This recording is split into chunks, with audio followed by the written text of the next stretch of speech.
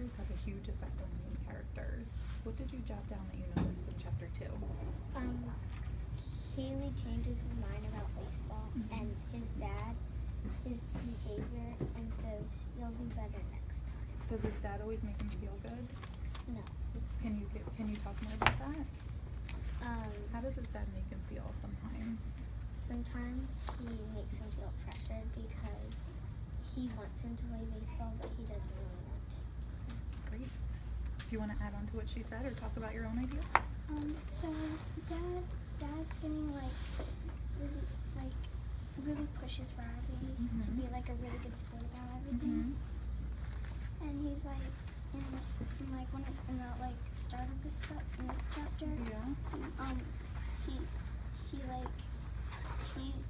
He thinks that like Riley crashed the car. Dad feels like it's Riley's fault? Yeah. Okay. So when we talked about how the secondary characters can affect emotions and feelings, Ava, what would you say that how does Dad often make Riley feel? Like upset. Upset? Okay. A little kind of like a little frustrated sometimes. Okay, great. All right. So we're going to continue noticing all this, and you're going to continue adding to your chart as we read. But let's take a look over at chapter 3 now, which starts on page 19. It's called The Strikeout King. Have you guys ever had the experience where your friends kid you and tease you about stuff?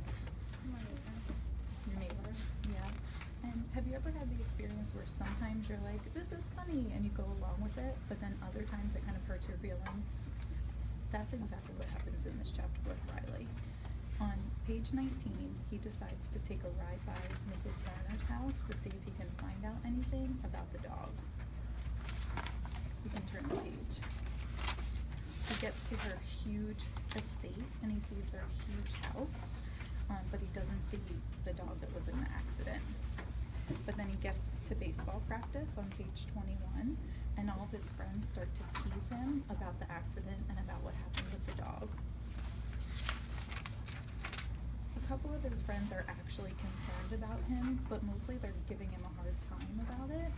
They're not trying to be mean, but he still feels really sensitive about what happened. And then finally the ribbing stops and the teasing ends, and they start to play their game. So he has to bat, which is his worst baseball skill. Turn the page. The kids are in 2 teams, and the people that are on his team are trying to encourage him, like telling him to keep his eye on the ball, and the kids that are on the other team are like chanting, to try to distract him, like what happens in baseball and softball practice. But Riley gets really upset during practice, and he storms off. And turn the page. He goes home to his room, and this is a place where he feels really peaceful, but then Dad comes up to his room and starts to talk to him. Based on what you know so far about Dad, how do you think that's going to make him feel? Awful. Awful? What do you think? Is he going to be happy to see Dad coming up those bedroom steps? No, especially he's already feeling so bad. And that's exactly how he feels. Yeah. Turn the page. So I'm on page 28 and 29. Dad has spoken to Mrs. Lerner, and Dad wants Riley to apologize to Mrs. Lerner. But Riley doesn't really feel like he should have to, because he doesn't feel like the accident was his fault. But then Dad reveals something to him that changes a lot for Riley. And I want you to pay attention when you get on page 29, 30, and 31 to what Dad reveals, what Dad tells him about the dog, and how Riley reacts to it. Okay? Can you put your books aside for just a second? So I want to talk to you before you get started reading about plot. Plot is all the things that happen in a book that make up the story.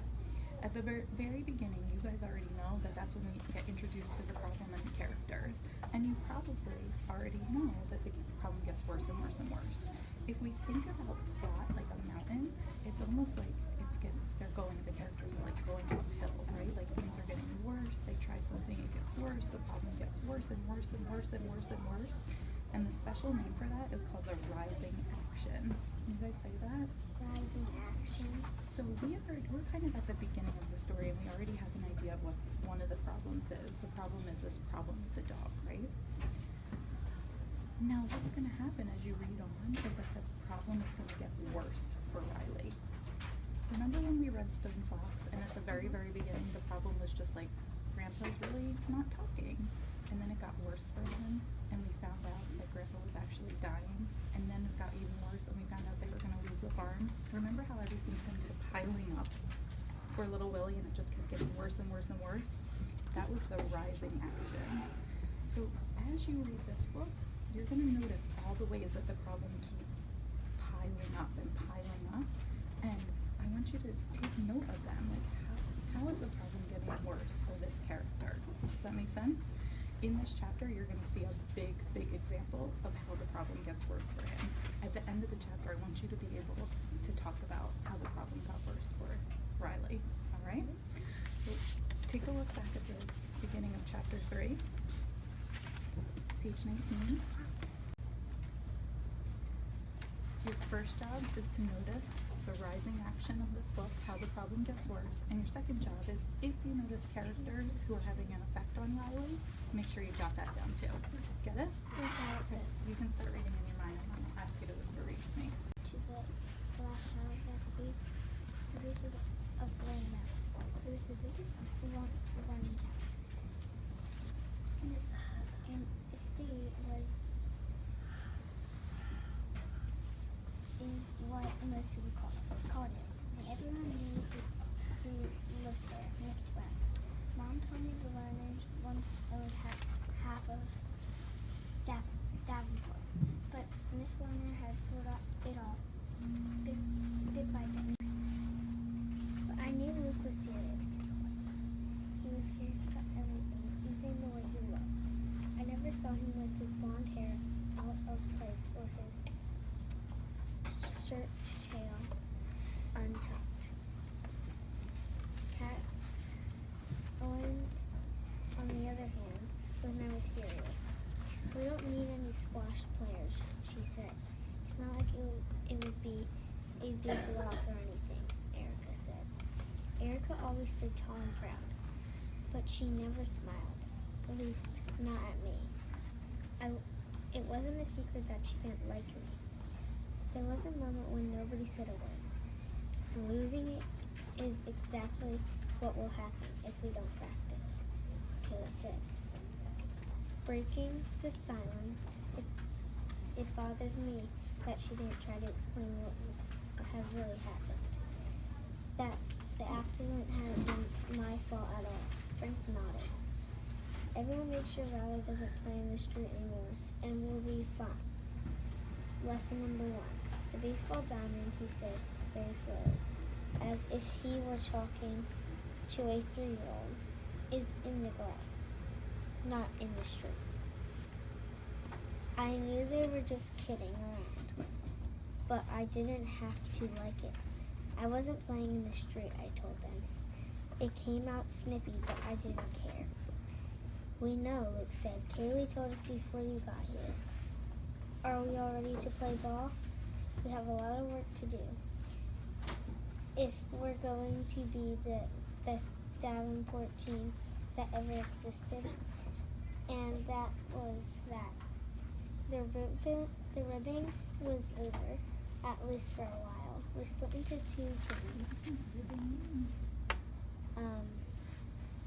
Like teasing them. Good, and what made you think of Because they said that like they were teasing him before, and then I thought that because like it was over and they weren't tattling anymore, teasing. Keep going in your head, okay?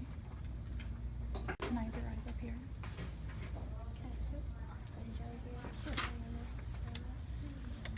I know you're not done reading, but you're going to read the rest at home tonight. I want to talk to you about a couple of things I saw you guys doing that I thought was a fantastic reading work, and I hope that you'll keep it up. Take a look at page... Is that where a lot was? No, page 20. On page 20, Ava did 2 things that I thought were what skilled readers do all the time, and I hope you guys will keep doing it. First, do you see the last sentence on the first paragraph? It says, Mrs. Lerner was not the type to have a porch party. That's one simple sentence, but what Ava did was she thought to herself, well, what does this tell me about Mrs. Lerner? If she's not the kind of person who's going to have a party, she must be a kind of serious and strict person. I think that's the word you used. And that can help you understand that Mrs. Lerner's probably not that nice. And you'll be able to use that information about Mrs. Lerner not being that nice as you read on and you see how she interacts with Riley. And Ava also, do you see the part where it says, until all that was left was the house sitting on a lot big enough? Do you see that part in that paragraph? She read it a couple times in a row because she was trying really hard to make it make sense in her mind, because the first time she read it like a lot of something, right? And it just wasn't working, that meaning of the word. So then she went back and she thought, how have I heard this word before? And she thought about a car lot, and it helped her understand that like a car lot is where a place where a lot of cars sit, and so a house sitting on a lot must be like the land where a house is sitting. Do you see how she did that? The best thing about what you did was that you were paying such close attention to your reading that when it didn't make sense, you stopped right there and you thought about what would make sense before you kept going. And I hope you're always doing that in your mind, even when you're not reading anything out loud. And then I also want to show you what Olivia did here, where's the part about the ribbing, Olivia? So, oh, here we go, page 23. On page 23, the third paragraph, it says the ribbing was over, and I would guess that neither of you guys have ever heard somebody say that someone's ribbing someone, have you? It's not a word we use a lot, but what Olivia did was she thought to herself, all right, this sentence says the ribbing was over. What's been happening, she thought back in the text, what's been happening is they were being teased. All the people were teasing him, and then the teasing stopped. So ribbing must mean teasing, because if the teasing is over and the author is saying the ribbing was over, they must mean the same thing. This is really good inferring, and I hope that you're doing that all the time when you're reading in your head too. Okay? So girls, tonight for homework you're going to finish chapter 3. You're going to be able to talk about how the problem got worse, and you're going to be doing just what Olivia is doing right now, noticing how secondary characters affect the main character. Get it? Good. Good. All right.